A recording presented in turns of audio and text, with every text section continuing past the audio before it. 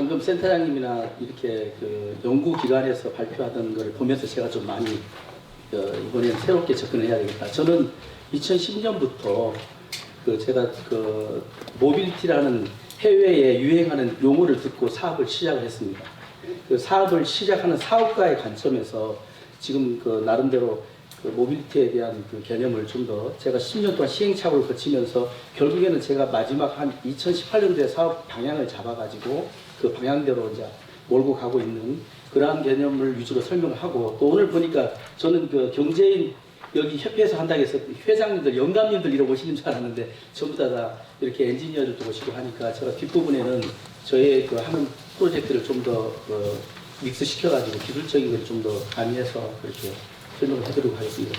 지금 첫 장부터 영어를 나올 수밖에 없는 이유를 저도 지금 자료를 만들면서 몇 번 수정을 했습니다. 그런데 모빌리티라는 영어를 이 프로젝트를 제가 만들었던 걸 다 버리고 갑자기 제가 수정을 했던 게 뭐냐면은 프로스트나 설비안 이 컨설팅하는 회사들을 빨리 바꾸었습니다. 그 이유가 뭐냐면은 모빌리티라는 게 그 우리나라에서는 콜택시, 우리 울산에 가면 고래 콜택시, 용인 해가지고 쉬운 렌트 이런 것들이 많은데, 지금 현재 투자나 이런 그 기업들이 투자나 이런 정부 과제나 이런 쪽에서 봤을 때는 그 용어를 멋지게 써야 되고 또 소프트웨어하고 결합이 되다 보니까 도저히 영어로 표현을 하지 않으면은 설명하는데 너무 에너지가 많이 들기 때문에, 그래서 저희 지금 교육하는 방법은 제가 제 준비한 자료는 지금 여기 유럽에 관련된 어떤 마스 프로젝트에 대한 그런 내용을 가지고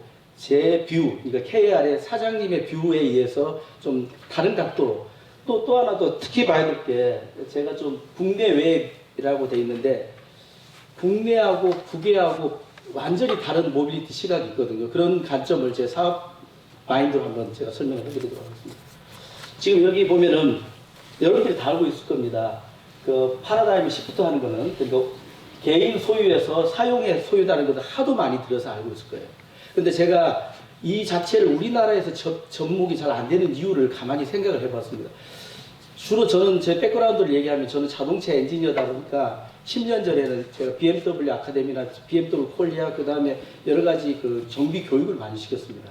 그때 풀리지 않는 수수께끼가 하나 있었는데 뭐냐면은 BMW가 차를 우리나라에 똑같은 BMW 520을 우리나라 10년 전 얘기입니다. 520을 예를 들어서 우리나라에서도 똑같이 팔고 미국에서도 똑같이 파는데 크레임, 그러니까 진동 소음 크레임이 우리나라는 30%가 넘고 해외에는 3%도 안 돼요, 미국은. 그런데다가 또 하나 중요한 통계가 뭐냐면은 그 30%가 계속 그 클레임을 걸어서 차를 반납하는 율이 또 한 3% 돼요. 우리나라의 BMW 시장.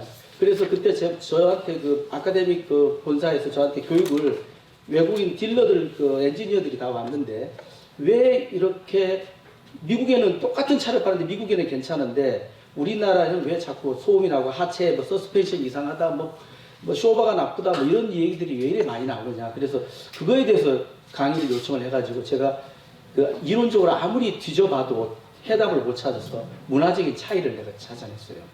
그때 그 10년 전에 제가 뭐라고 얘기를 했냐면은 그 미국과 한국의 문화적인 차이 때문에 그렇게 나타난다. 기술적인 문제가 전혀 아니다. 결국에는 미국은 마차의 문화가 있고 우리나라는 가마의 문화다. 그 문화적인 차이를 모르면은 이 승차감이나 이런 쪽을 도저히 해석할 수 없다. 그렇게 해서 제가 간단한 강의를 마쳤던 기억이 납니다. 그래서 오늘 지금 얘기하고자 하는 거는 지금 여러분들이 공유 서비스, 소유, 쉐어링, 수많은 용어들이 많이 나오는데 왜 이렇게 우리나라에는 안 들어오냐. 그것도 그 각도로 한번 접근해 봤습니다. 그래서 여러분들이 이제 그런 각도를 좀 더 이해하면, 여기서 제가 급하게 오면서 좀 수정을 했어요. 여기 밑에다 적어놨는데, 이대로 설명하는 것보다는 이게, 물론, 여러분들 알 거예요. 도시화, 이론, 세계에는 다 전부 다 책에 나오는 내용들은 전부 다 도시화니, 밀레니엄 세대니, 환경적인 문제니, 디지털화니, 여러 가지 원인들 때문에, 이렇게 갈 수밖에 없다라는 거를, 그러니까 이렇게 갈 수밖에 없다는 진리는 나와 있는데, 그러면 과연 우리나라에는 이 진리가 적용될 것인가? 저는 제가 중국에 출장도 가보고 미국에도 제가 한 7년 살아보니까 우리나라하고 완전히 다른 점이 있어요. 우리나라는 일단은 문화적으로 차이가 뭐냐면 우리나라는 아무래도 소유욕이 강해요. 우리나라 또 지리적으로도 가깝기 때문에 내가 자가용을 끊고 시골에까지 운전해 갈 수 있어요.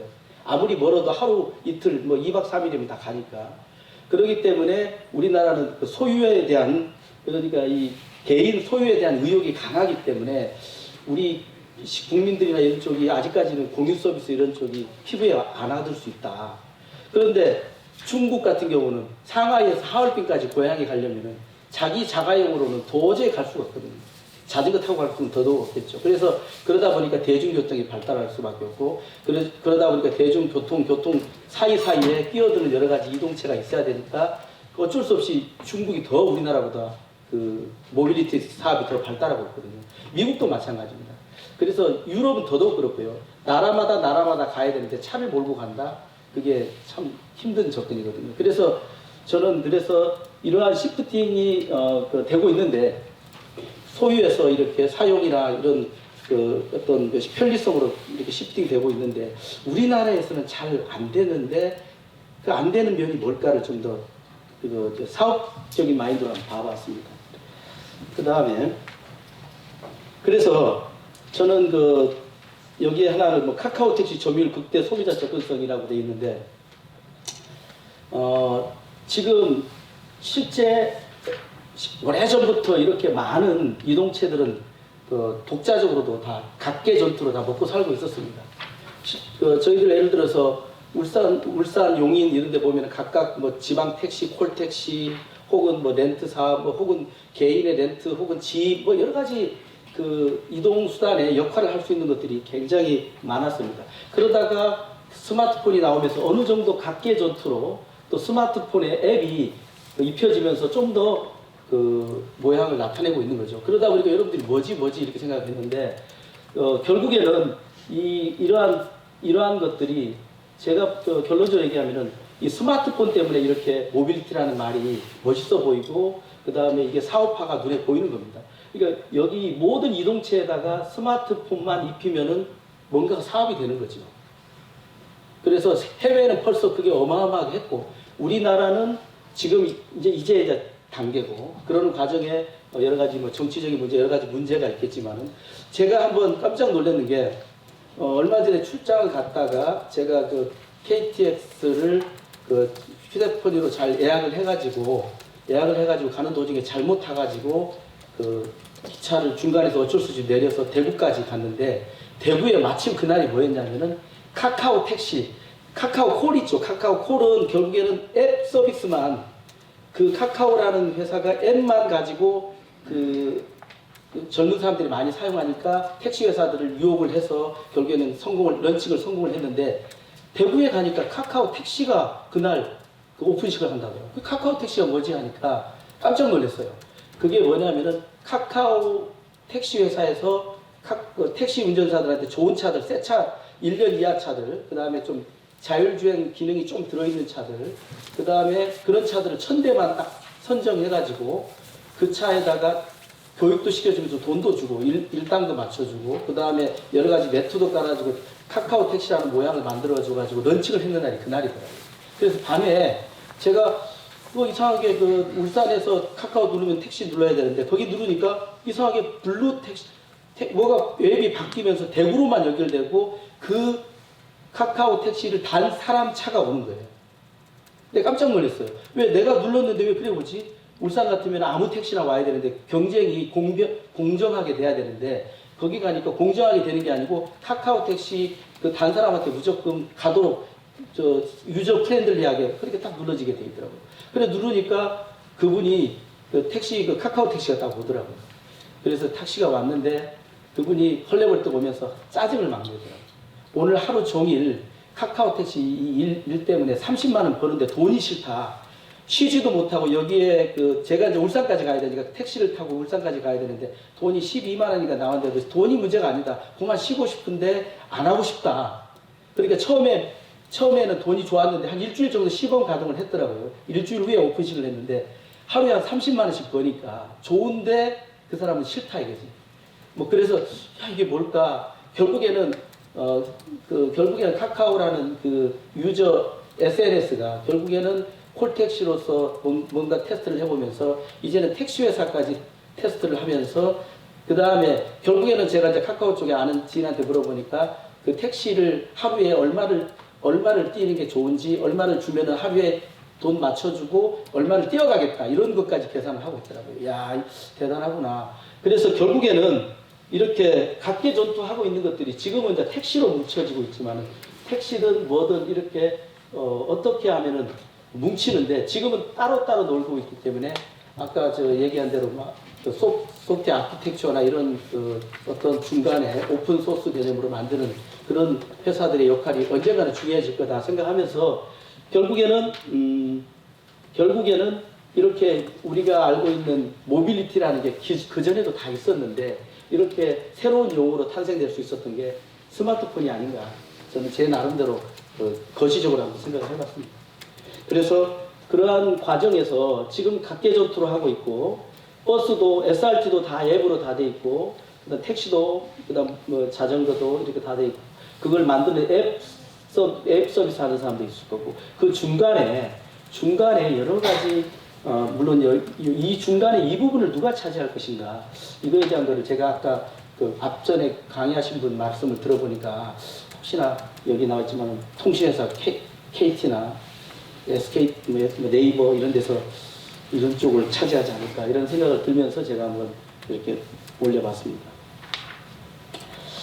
뭐 같은 말을 반복하겠습니다만은 결국에는 저희 회사의 포지션은 이겁니다. 트랜스포테이션 프로바이더입니다. 그러니까 마스, 타스, 뭐 인프라스트럭처를 서비스로 하는 마스 뭐 이런 용어를 끝이 없이 만들 수가 있는데 용어의 전쟁인데 저는 이제 트랜스포트에 저희들 타겟은 이제 무인 셔틀버스를 2010년부터 저는 무인 셔틀버스를 하는 게 아니고 야 미래에는 뭔가 자율주행이 잘 될 것이다 해가지고 제가 2010년부터 현대자동차의 연구 개발을 같이 하면서 사업을 방향을 거기로 잡고 했는데 한 8년 동안 거의 엄청나게 돈만 물론 얻은 소득도 있지만 잃는 소득이 더 많게 고생을 하다 보니까 아 우리 회사는 그 마스가 아니구나 우리 회사는 모빌리티 서비스가 아니구나 이 트랜스포테이션 프로바이더인데 그 중에서 어디구나라는 그 타겟을 정확하게 잡았어요. 그래서 그 뒷부분에 제가 언급을 하면은 저하고 사례는 다르겠지만 여러분들도 좀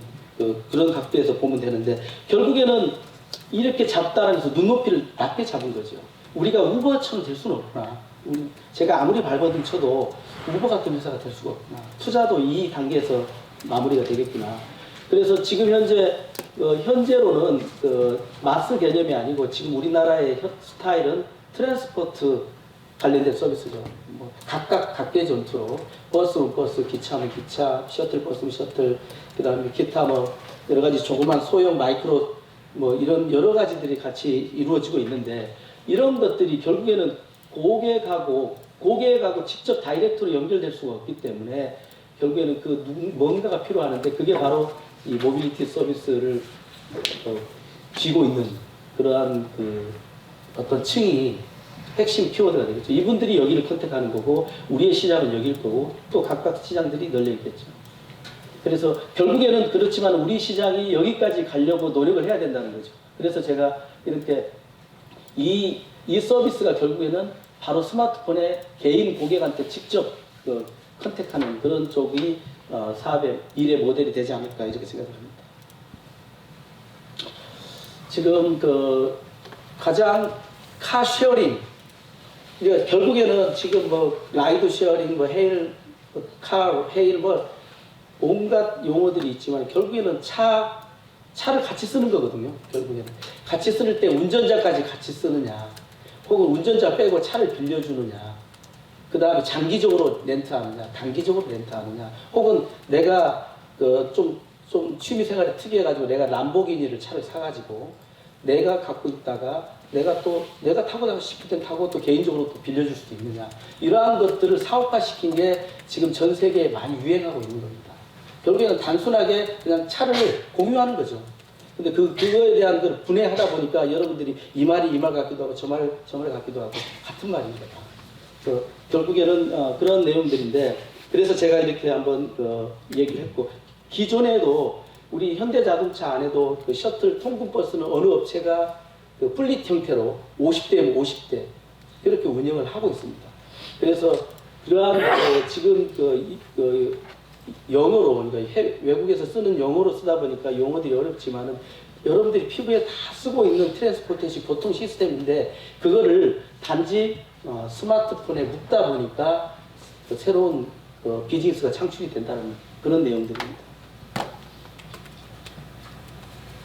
그래서 저도 깜짝 놀랐어요. 이게 지금 유럽에만 조사한 건데 2014년도에 그 5밀리언 이런 그 멤버십, 카쉐어링 멤버십이 500만 이 정도 되는데, 지금 2025년에 132밀리언인데 20배 성장한데, 지금 성장 속도가 많긴 많은 거예요. 우리나라가 좀 더뎌서 그렇지. 그래서 우리나라가 지금 찬스긴 찬스인데, 어쨌든 간에 해외에는 이렇게 엄청나게 성장을 하고 있습니다.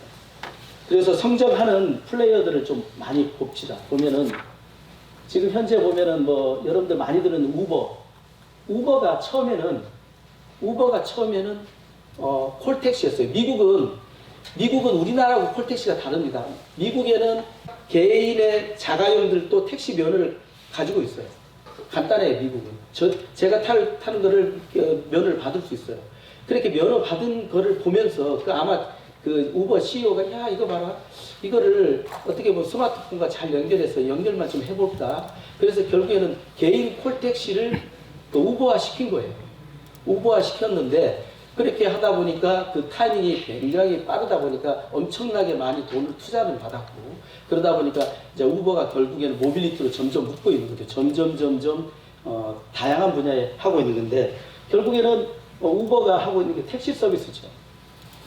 그래서 지금 현재 우리 우버 같은 경우는 택시 서비스가 가능한 이유가, 개인 택시 면허 하는데 외국에는 돈이 얼마 들지도 않아요. 시험만 치면 되고 차만 있으면 돼요. 그런데 우리나라는 택시 한 대가 거의 가치가 지방마다 다르지만은, 울산에는 뭐 8천만 원, 뭐 대구에 인천 근처에는 1억 2천.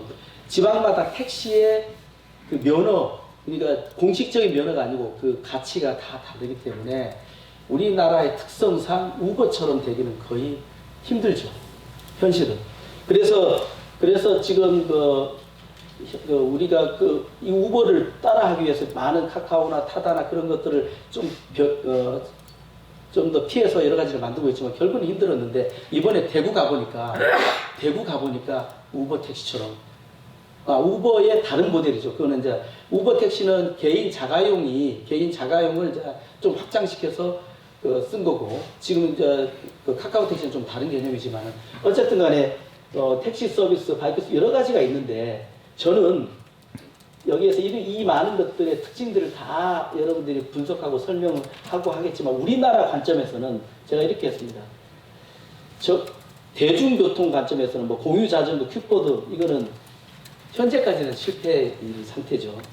왜냐면 현실성이 결여되죠. 뭐 플리프로팅 해가지고 아무데나 세워놓고 뭐 이렇게 하고 있지만은, 그렇지만은 제가 또 요 특정한 지역은 가능이라는 거 해놓은 이유가, 제가 수서에 내려가지고 판교에 미팅을 가려고 하니까 택시 타기도 하고, 아주 가까운 거리에 그 연구소가 있는데, 가까운 거리에는 이거 큐보드를 한번 타봤으면 좋겠다, 이런 생각을 들더라고요. 아주 특정한 지역의 마지막 어떤 이동은 물론 큐보드나 뭐 이런 것들은 가능하겠지만, 저는 아마 이 큐보드나 이런 사업은 대리운전하고 같이 묶어야 되지 않을까. 그러한 같이 관련돼서 묶어서 사업 모델을 개발해야 되지 않을까, 이렇게 생각하고, 실제 우리가 해외처럼 이렇게 유럽이나 막 나라마다 거쳐가고 그때마다 전혀 자기 소유의 물건이 없는 그런 조건에서는 이러한 것들이 다 매칭이 되지만은, 우리나라에서는 결국에는 택시가 지금 현재도 우리나라 80%가 그 퍼스트 마일리지하고 라스트 마일리지를 다 포함하고 있거든요. 저도 여기 올 때 KTX 갈 때까지 카카오 택시로 불러가지고 차 타고 오고, 여기서 택시 타고 오는 거거든요. 근데 또 오늘 또 하나 타고 오다 보니까 놀랐는 건, 제가 지금까지 출장 갈 때는 카카오를 부르면은 저 아파트 저 입구에 오는데, 우리 같이 온 그 직원은 딱 부를 때 보니까 아파트 동까지 딱 부르더라고요. 그래서 그런 거 보니까 이 그 서비스가 더 어떻게 잘 만드느냐에 따라서 그 퍼스트 마일이나 라스트 마일 이동도 소프트웨어하는 회사가 잡아갈 수 있겠구나. 뭐 그런 생각은 오늘 아침에 오면서도 제가 느꼈어요. 어쨌든 간에 우리나라 현실은 해외는 이러한 것들이 다양한 게 빨리 성숙될 수 있지만 우리나라 현실은 결국에는 택시가 한 5년, 10년 이거를 해결하려면 택시를 없애야 되는데 택시를 없애려면은 결국에는 카카오 택시가 아주 돈을 많이 벌어가지고 택시 면허를 다 사줘야 되겠죠. 그렇게 하기 위한 첫 번째 단계가 대구인 것 같아요. 그래서 대구에 차 1000대를 그러한 개념으로 접근을 해서 시작을 하고 있는 것 같아요. 결국에 그렇게 되면은 이제 어느 정도 정부하고 카카오하고 코드가 맞아지겠죠. 그 다음에 그러면은 결국에는 여러분들이 이런 그 차를 이런 모빌리티의 공유 서비스가 이런 여러 가지 이런 것들이 소프트웨어하고 만나면서 자산 가치가 굉장히 커졌다라는 걸 느끼시죠? 상상을 초월하게 뭐 하나 물건에다가 뭐 이동체도 뭐 하나 물건에다가 소프트웨어만 하나 집어넣으면은 뭐 앱만 개발하면은 어마어마하게 가치가 올라간다는 걸 여러분들 다 아시고 계실 거예요. 그래서 그런데 이러한 가치가 올라가는 것은 특히 이제 제가 미국, 중국, 유럽 등은 지리적으로 워낙 넓기 때문에 카시어링이라는 게 필수입니다. 그게 안 되면 도저히 이동할 수가 없기 때문에.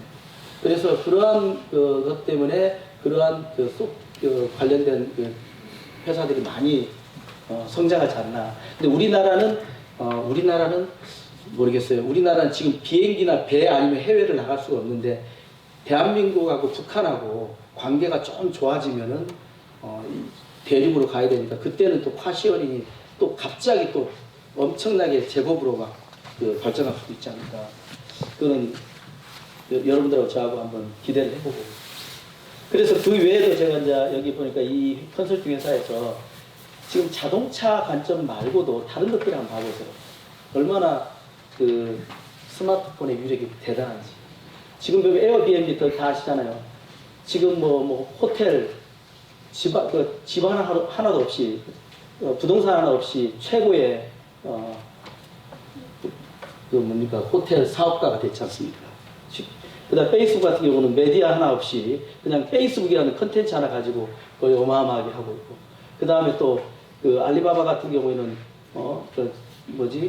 리테일러, 그러니까 소매점, 도매점 이런 판매망도 없이 이렇게 어마어마한 이런 판매상이 됐고, 그다음 우버 같은 경우에는 게 더 봉이 김순달이 아니겠습니까? 자동차 하나 없이 자동차 지금 최고의 택시 회사를 가지고 있습니다. 참 특이한 게 제가 이걸 좀 깊이 조사를 해보니까 우버가 지금 자산 가치로 평가받는 거에 돈을 환산하면은 택시 회사에 벌어들이는 10년 동안 실제 택시로 영업해가 벌어들이는 10년 동안 그 마진율을 30% 잡고 해도 안 되더라고요. 그런데 우버는 이렇게 가치를 평가받고 있거든요.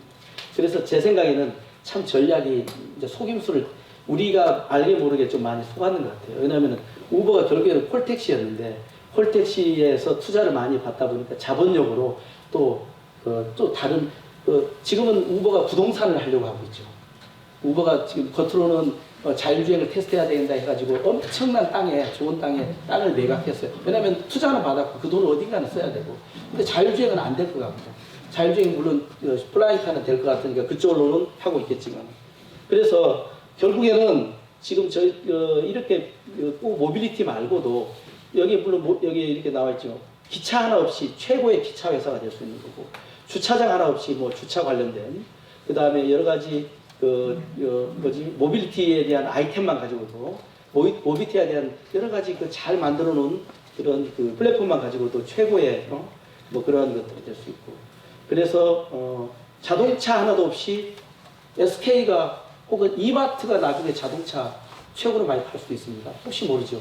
지금 MS 오토텍 같은 경우는 어떻게 보면 OEM 지금 군산공장의 MS 오토텍이라는 회사에서 여기는 자동차 OEM 생산하려고 하는 그런 궁극적인 시나리오도 자기네들은 차만 만들어주고 그 다음에 차는 판매는 차 만드는 회사가 아닌 이마트가 해라 이런 식으로 접근하는 그런 프로세서인데, 어쨌든 간에 이런 회사들이 잘 나올 수 있다는 거죠. 그래서 결국에는 제가 이렇게 이제 나름대로 우리 회사에서는 아이디어를 소프트웨어화 시키는 게 비즈니스구나 이런 내용들을 제가 적어봤습니다. 결국에는 우버 솔루션이라는 게 제가 우버라고 이렇게 이제 근데 나중에는 우버 자체가 아마 사전적인 용어가 됐겠지만 뭐 디지털화 솔루션 뭐 여러 가지 용어를 쓰겠지만 그러한 솔루션 자체가 이렇게 이 스마트폰으로 이렇게 유저한테 다 묶어버리는 이러한 솔루션이 결국에는 우리 현대자동차가 작년 이 우버가 활성화되면서 재작년 작년부터 차의 전 세계 차 판매 대수가 감소하고 있는 건 여러분도 알고 있죠. 그래서 그건 당연합니다. 제가 실리콘밸리의 다른 프로젝트 때문에 출장을 가니까 여러분들도 가보시면 알겠지만 미국의 기차 공항, 샌프란시스코 공항에 내려서 우버를 부릅니다. 그럼 우버와 리프트가 있는데 우버를 딱 부르면은 참 제가 감동받았던 게 제가 몇 번 타다 보니까 저의 스타일을 아니까 항상 저한테 오는 분은 일반 승용차를 타고 오시는데 항상 아줌마가 와요.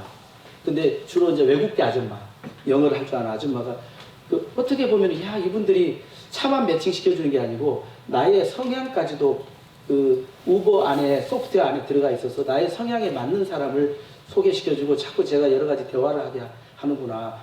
그러면서 제가 계속 리프트보다는 우버를 찾게 되는 거거든요.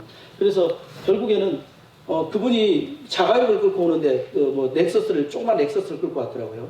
그 넥서스를 끌고 왔는데 그분이 외국계 이슬람계 쪽에 인도 계통의 여성 나이 드신 분인데 이거를 끌고 오면은 수익이 어떠냐 물어보니까 한 달에 한 3,000불 번다더라고요. 그런데 그전에는 어땠나 하니까 자기가 차 애들 태워주고 간단하게 직장생활하고 차 거의 아시다시피 그 24시간 중에서 2시간 타는 거는 거의 기적이랍니다. 그러니까 10분의 1도 못하고 차를 주차해놓고 혹은 집에 세워놓는데 지금 이거 봐봐라. 그 24시간 중에서 이 2시간은 원래 내 목적으로 타고 나머지 6시간, 8시간만 타도 3,000불을 번다. 그렇기 때문에 우버가 안 될 수가 없죠. 그렇잖아요. 그래서 이야, 미국 사람들의 시장 조사에 기가 막히게 매칭이 돼가지고 우버가 성공할 수 있었구나. 그래서 저도 많이 혜택을 보고 있으니까. 그리고 또 샌프란시스코에서 저희들 자율주행 개발하는 워크샵까지 이동 거리가 한 40마일, 30마일인데 그 전에 택시 타면은 한 100불 이상, 200불, 300불 들었던 게 지금 47불, 50몇 불이에요. 그러니까 저희들도 좋고 그분들도 좋고. 그런데 저는 우버가 걱정이 돼요. 왜냐면 그분들한테 띄워주는 게 거의 다고 고작 띄워봤자 1달러도 1불 이하더라고요. 그러면 그렇게 띄워가지고 어떻게 먹고 사나 어쨌든 간에. 그래서 그러한 것들 때문에 차가 지금 안 팔려요. 그래서 결국에는 이러한 것들이 묶어지는 사업이 굉장히 자산 가치가 굉장히 커지고 있는 전 세계 트렌드가 되겠습니다. 그 다음에 그러면은 저는 이렇게 한번 적어봤는데 차만 볼 게 아니고 결국에는 여행사라든지 그 다음에 부킹, 그 다음에 카카오가 또 택시만 하는 게 아니고 또 은행 뱅크도 하듯이 이러한 것들이 전부 다 묶여서 결국에는 누가 지금은 개별적으로도 인테그레이션하고 또 누가 전체적으로도 통합할 수 있는 그런 오픈 아키텍처를 만드느냐에 미래의 어떤 타겟이 있지 않을까 좀 제 나름대로 분석을 한번 해봤습니다. 그러면 모빌리티 시장은 결국에는 저도 이렇게 봅니다. 각각 지금 택시, 기차, 자전거 이런 것들이 각각 개별적으로 지금 앱을 개발하면서 개별적으로 가고 있는데 결국에는 이걸 누가 통합하느냐인데 결국에는 승부수는 뻔한 것 같아요. 지금 좀 더 예를 들면은 제가 미국의 LA에 십몇 년 전, 한 7, 8년 전부터 이런 모빌리티 서비스, 대중교통 서비스를 하기 위한 앱을 CA 자체에서 연구 과제로 해가지고 만들었어요. 만들었는데 쫄딱 망해. 정부에서 투자해가지고 운영을 하고 있는데 운영이 안 되고 있어요. 그게 이제 우버나 이런 것들 때문에 안 되겠죠. 우리도 보면 제가 경기도 용인 공장에 제가 공장이 있는데 용인에도 용인 콜택시나 이런 쪽을 어떻게 만들었냐 하니까 지자체에서 지원을 해가지고 그 앱을 잘 만들었더라고요. 그러니까 여러 가지 라스트 마일, 퍼스트 마일 해가지고 그 택시 개념으로 우버처럼 어쨌든 잘 만들어놨는데 지금 점점 그 퍼센테이지가 자꾸 카카오로 자꾸 점령당하고 있다. 결국에는 뭐 그냥 뻔하게 될 것 같아요. 지금 각계 전투로 다 만들고 있는 앱들이 어느 누군가가 통합하겠죠. 그게 누구냐 이거죠. 그래서 그러한 것들을 그런 것들을 하고 있는데, 그래서 이제 그 자동차, 현대자동차나 자동차 입장에서도 이게 큰 문제이기 때문에 지금 열심히 여러분들 매스컴에서 보듯이 그렇게 진행을 하고 있습니다. 그러면은 이렇게 결국에는 이렇게 모여지는데, 결국에는 모빌리티 디지털화의 유망주는 결국엔 누군가. 지금 현재 제가 갑자기 생각이 나서 적어놨지만, 카카오가 유저 프렌들리하게 아주 스마트폰에 카카오톡 뭐 이런 것들을 통해서 너무 친숙하게 만들어놨기 때문에 그거에 따른 앱이 제일 유망주가 될 것이고, 그 외에도 구글 같은 경우는 미국에 가면은 구글 맵이 워낙 잘 되어 있는 건 아시죠? 미국에 가면은 우리 SK, KT 맵 이런 거 T맵 필요 없습니다. 구글 맵 딱 틀어놓으면은 교통 정보부터 사고 어마어마하게 실시간에 리얼타임으로 정보가 정확합니다. 그리고 굉장히 정교합니다. 그러다 보니까 그러한 것들을 기반으로 자율주행하는 구글이 결국에는 자동차 프로바이더까지, 그러니까 하드웨어 플랫폼 프로바이더까지 점령하느냐 마느냐, 그러한 기로에 있는 거죠. 결국에는 누가 소프트웨어를 많이 입히느냐, 이 전체 개별적으로도 입히고 있지만 전체를 통합하느냐, 이 싸움이 될 것 같습니다. 그런데 이제 우리나라 관점에서는 제가 이렇게 막 급하게 썼는데, 국내와 해외 시장의 문화적, 정치적, 지리적 차이를 이렇게 해놨는데, 아까 제가 얘기한 대로 여러 가지, 우리나라 같은 경우는 택시도 벌써 아까 택시의 그 자산 가치가 다 다르지 않습니까?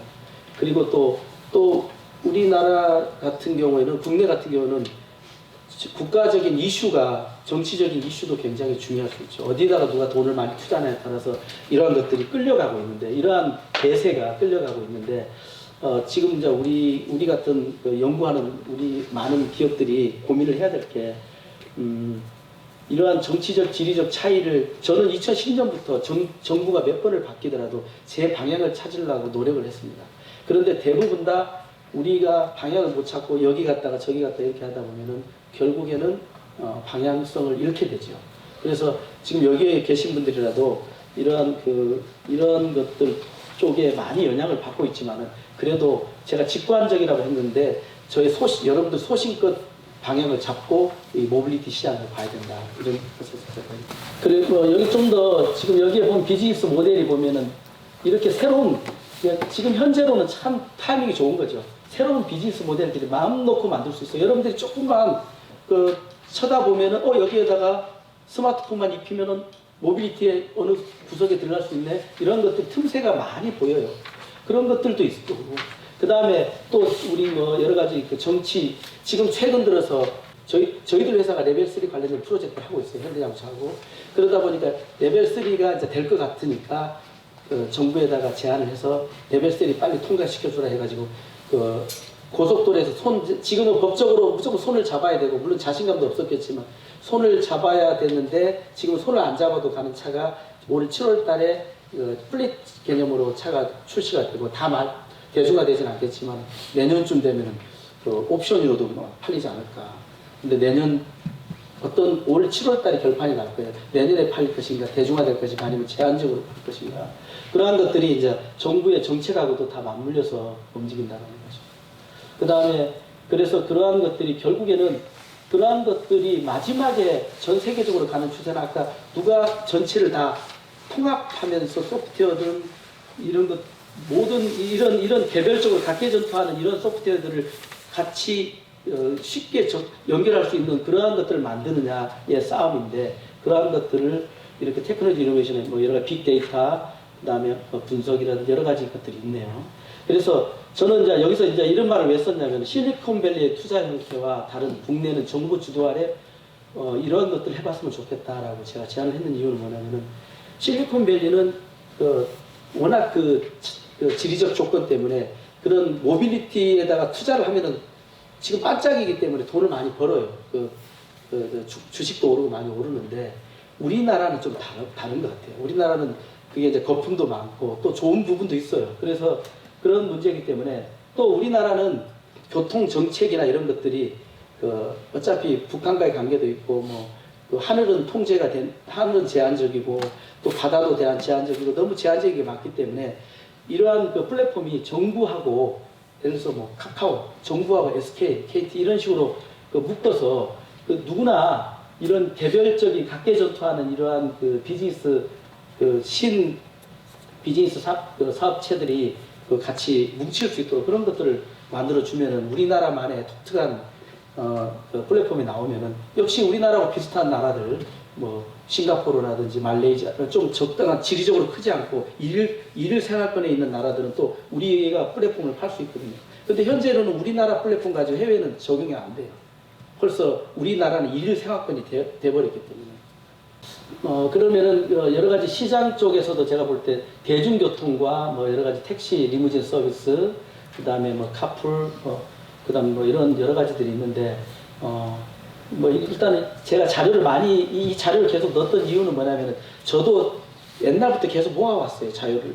제가 사업의 방향이 맞는지 안 맞는지. 그래서 여러분들한테 혹시나 이런 거를 참고하라고 이렇게 넣어놨으니까 결국에는 뭐냐면은, 여기에서 보는 관점은 제가 KTX, SRT, 도어 투 도어 이너 데이 그냥 이렇게 급하게 써놨는데, 그러니까 이것 때문에 결국에는 파생된 게 우리나라의 특성상 거의 KTX 스테이션마다 큰 점들이 다 있기 때문에 그 점에서 조금 이동하는 것뿐이 없어요. 그러다 보니까 우리나라에는 쇼카나 카카오택시 혹은 리무진 버스 이런 것들이 이러한 모빌리티의 체계에 많이 파워풀하게 움직이고 있는 거죠.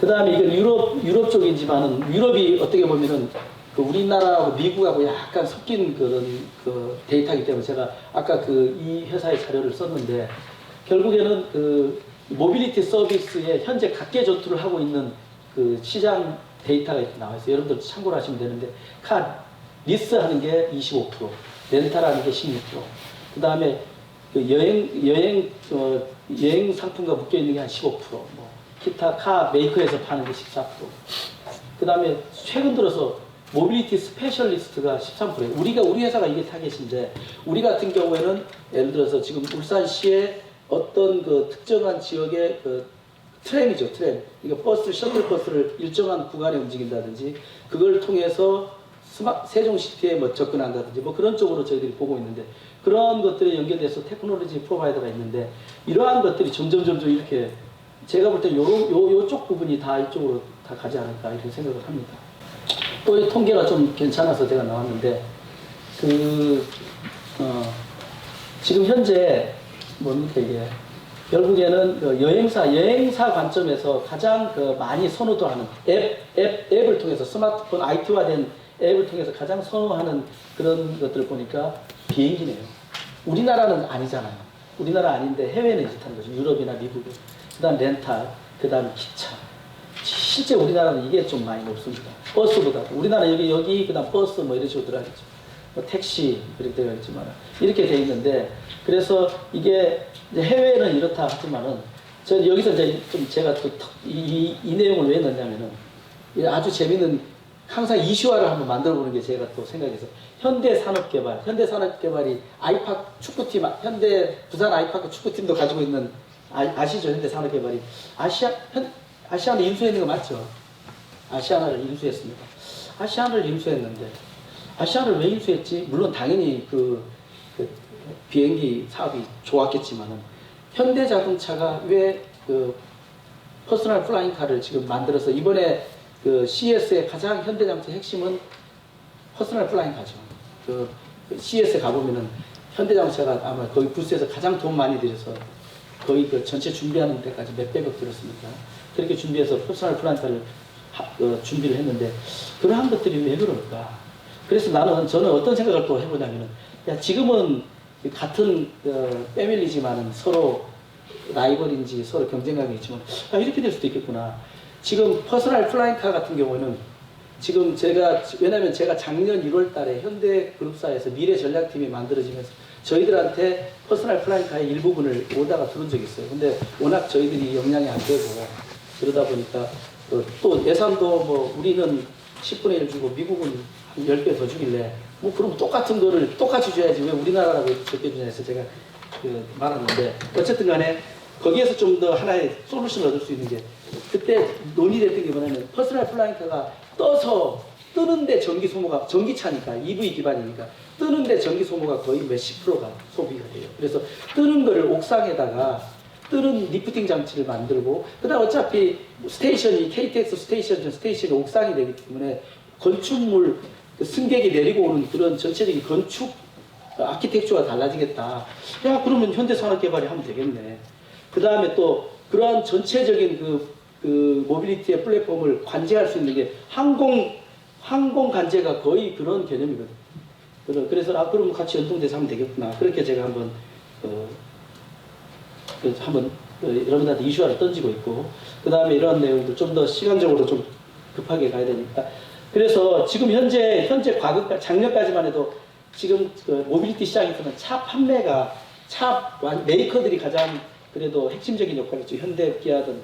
그리고 올해도 그렇게 될 것이고 그렇지만 점점 우리 같이 그 모빌리티를 제공하는 회사들, 소프트웨어를 만드는 회사들, SK, KT 이런 회사들이 점점 올라가면서 결국에는 뭐 제가 볼 때 유럽에서는 이렇게 보고 있지만 제가 볼 때는 뭐 더 빠른 시간에 차 판매는 거의 이렇게 될 것이고 결국에는 서비스를 제공하는 이러한 쪽이 이렇게 커진다라는 자명하게 나와 있는 겁니다. 그래서 현대가 올인을 하고 있는 겁니다. 그 다음에 이러한 공유 서비스에서 제가 이렇게 나와 있는데 결국에는 공유 서비스가 B2B, B2C가 중요한 게 아니고 제가 H2H 이 말이 참 멋지더라고요.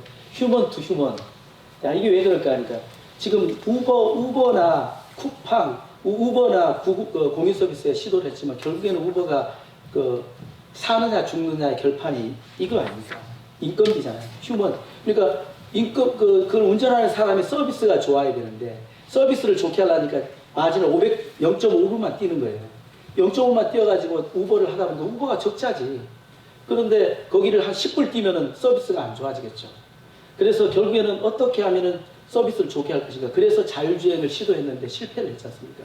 그래서 가장 지금 현재 그거에 대한 돌파구로 우버가 뭐 자율주행 하기 위해서 부동산 매입이라든지 그다음 자율주행보다 훨씬 쉬운 플라잉카에 지금 진행을 하고 있는 거죠. 쿠팡도 마찬가지입니다. 쿠팡도 어떻게 보면은 그러한 물류의 대혁명을 일으켰지만 가장 중요한 게 휴먼 투 휴먼이거든. 그 기사 한 사람이 굶어 죽는데 서비스가 마지막 유저한테 좋은 서비스가 나오겠습니까? 그래서 그러한 것들을 어떻게 해결할 것인가 그런 것들이 되겠고 그 다음에 그다음 소유 관점에서 테슬라 현대가 지금은 어차피 소유 관점에서 레벨 3라는 말이 나오겠고 그 다음에 먼 미래에는 이런 필요한 것들이 나오겠다는 걸 여러분들이 좀 인식하셨을 거고 지금 이게 뭐냐면 각 자동차 메이커들이 이러한 자동차 판매해가지고 안 되고 여러 가지 모빌리티에 대한 서비스나 이런 것들을 해야 된다라고 해서 이러한 데이터를 보니까 현대는 없더라고요. 그래서 현대는 없어서 제가 이렇게 일부러 체크를 했는데 현대는 로보택시와 도시 에어 모빌리티, 도시형 어반 에어 모빌리티에 집중하고 있죠. 그래서 그러니까 로보택시는 레벨 3를 좀 더 플릿 형태로 돌리는 거고 그 다음에 요거는 해외 브랜드도 있지만 언젠가는 될 것이다라고 보고 있는 거죠. 그래서 지금 현재 현대자동차도 이렇게 모빌리티에 필요한 하드웨어 기술들을 지금 하고 있다는 거죠. 그래서 이거하고는 다르지만은 지금 이번에 CES에서 현대자동차가 어마어마한 돈을 들여서 비행기처럼 생긴 플라잉카를 만들었는데 그게 결국에는 왜 이게 가능하냐면 플라잉카는 자율주행차 개발보다 훨씬 쉽습니다. 인지, 판단, 제어, 특히 자율주행차는 타이어 동력학, 타이어까지 다 공부를 해야 되고 차종마다 다른 특성들을 다 해야 되는데 이런 플라잉카는 훨씬 쉽습니다, 사실. 그리고 또 오토파일럿 개념 해가지고 벌써 비행기들이 다 무인으로 다 돼 있는 솔루션들, 소프트웨어들이 다 있습니다. 그러다 보니까 문제가 없는 거죠. 단지 차는 떨어져도 바닥이지만 떨어지지만 않으면 되기 때문에 신뢰성 쪽에만 집중을 하면서 가면 되는 거죠. 그래서 지금 현대가 급선회해서 이렇게 플라잉카를 한다는 부분이고 그 다음에 지금 자율주행에 뭐 레벨 있지만은 결국에는 레벨 3까지가 그 완성차들 BMW부터 모든 자동차들의 최종 목표입니다. 레벨 3가. 왜냐하면 사회적인 문제도 없고 그다음에 요 정도는 충분히 일반 운전자들이 사거든. 근데 우리나라에서는 이 레벨 3를 만들어놔도 실패했는 이유가 뭐냐면 원래 레벨 3를 만들면은 저라도 차가 비싸도 제네시스 최고급 차량 사도 서울에서 부산까지 움직일 거리가 있어야 되는데 우리나라는 KTX나 이런 게 있기 때문에 레벨 3로 운전자 지원 고급형을 만들어도 판매량이 그렇게 많지 않을까. 오히려 샌프란시스코에서 라스베가스 가는 그런 그 매니아들한테는 팔리지. 그래서 레벨 3는 그러한 타겟을 가지고 있고 그 다음에 쿠팡은 레벨 4 이상이 안 되면 생존 불가입니다. 그래서 저는 이걸 어떻게 할 것인가. 그러면은 다른 방법으로 모색을 해야 되겠죠. 그 다음에 좀 더 그래서 결국에는 그 고속도로 하이웨이는 레벨 3로 충분히 가능합니다. 왜냐하면 기존의 뭐 차선 그러니까 맵 기반이 아니고 그냥 차선 인지라든지 몇 가지의 그 맵만 간단한 맵만 가지고도 정밀 지도 맵에 한 5분의 1 정도 해당되는 맵만 가지고도 고속도로는 가능하기 때문에 레벨 3는 가고 있는 거고 저희들 타겟은 여기 보면은 에브리어라고 되어 있는데 이게 레벨 5가 뭐 어디든 이거를 빨리 수정을 해야 되는데 이게 리미티드 에어리아죠. 저희들 같은 경우는 뭐 스마트 시티, 어느 특정한 지역, 용인 에버랜드, 뭐 어떤 거, 뭐 이런 쪽으로 타겟을 가지고 결국에는 뭐 셔틀, 트램 개념의 자율주행으로 현실적으로 방향을 잡고 있습니다. 그래서 요 개념이 이제 거의 정리가 될 것 같네요. 지금 현재 구글이 차량 제작 가능한 회사에 투자하고 현대는 소프트웨어 잘하는 회사하고 결합하고 있고 이게 말하는 걸 잘 보시면 돼요. 저는 이거를 처음부터 예측을 하고 갔었습니다. 구글이 아무리 소프트웨어를 완벽하게 만드는다 해도 결국엔 제품화 시키려니까 안 되는 거죠. 그래서 지금 최근에 그 파워트레인 제조업체나 아메리칸 엑셀이라든지 여러 가지 관련된 직접 만들 수 있는 회사에다 계속 투자를 하고 있는 겁니다. 그래야 뭐 상품을 만들어서 팔지, 로봇 택시를 팔든지 우버에다 팔든지 할 수가 있겠죠. 근데 현대는 그런 차를 잘 만들죠. 차를 잘 만들기 때문에 소프트웨어 회사만 잘 결합하면은 구글의 대항마가 될 수가 있는 거죠. 그래서 지금 갑자기 현대가 2등으로 되어버렸죠. 구글을 다음으로. 저희 회사는 이러한 저희들이 이제 차를 제작하는데 보통 보면은 저희들이 왜 이렇게 제가 이렇게 표시해놨냐면 저희는 그 우버처럼 혹은 서비스 앱 개발 이런 쪽에는 저희들 회사는 안 되니까 결국에는 이 셔틀버스를 운행하기 위한 안에 어떻게 하면은 그 사람이 안 타도 차 출발시키고 또 8시간 운행하려면 배터리가 어떻게 관리가 돼야 되고 뭐 이러한 실제 운행 관점에서 이 하드웨어 플랫폼 제어 쪽에 관점을 두고 이렇게 솔루션을 가지고 있습니다. 그래서 저희들의 타겟은 여러 가지가 있는데 지금 기차부터 자가용부터 대중도 기차까지 있는데 저희들은 딱 요 시장이죠. 나중에 자료를 보시면 딱 요 시장의 타겟을 그러니까 딱 미니버스입니다. 대형 버스도 아니죠. 대형 버스는 SRT하고 KTX하고 대형 버스들은 고속버스가 타겟이 모빌리티의 형성이 되어 있기 때문에 저희들이 그 시집이 아니고 중간중간에 끊어서 잘라 먹을 수 있는 그 시장을 가지고 저희들은 여기에 대한 차량 제작 이런 쪽은 또 맞춤형이 돼야 되기 때문에 현대자동차도 대응이 힘듭니다. 그런데 저희들은 품질 신뢰성도 중요하지만 도전한다는 의미에서 계속 가고 있는 겁니다. 그리고 결국에는 공유 경제가 필수이기 때문에 저희들의 마지막 목표도 이렇게 가고 있다는 거죠. 그렇지만 여기에는 이제 결국에는 어느 소프트웨어 서비스하고 많이 뭉쳐야 되겠죠. 제가 오늘 제가 그 강의 교육의 모빌리티라는 개념에 대해서 현황에 대해서 설명해야 되기 때문에 제가 좀 원래는 저희 회사의 방향은 이겁니다. 지금 이지고납이 소이지라고 되어 있는데 이지에다가 하나가 더 들어가 있죠. 근데 여러분들 많이 이게 외국의 컨설팅 회사가 만든 용어더라고요.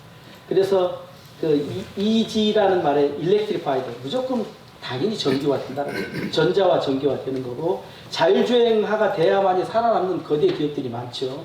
그래서 자율주행이 돼야 된다는 거고 그 다음에 공유는 아까도 가치가 어마어마하게 크다는 걸 알 것이고 당연히 커넥티드 통신과 커넥티드 모든 게 다 커넥티드 돼야 되고 그 다음에 이 말을 제일 좋아합니다. 제가 이제 내년에는 아마 이얼리 업데이트가 아니고 데일리 업데이트로 바꿀 건데 저는 이러한 제가 사업을 하면서도 워낙 빨리 변하고 있기 때문에 위클리 업데이트라도 시켜야 되는 지금 현재 여러분들이 알고 있는 게 또 내일은 달라질 수 있다는 거 그런 거를 마지막으로 하고 마치겠습니다. 질문 있으면 질문해 주십시오.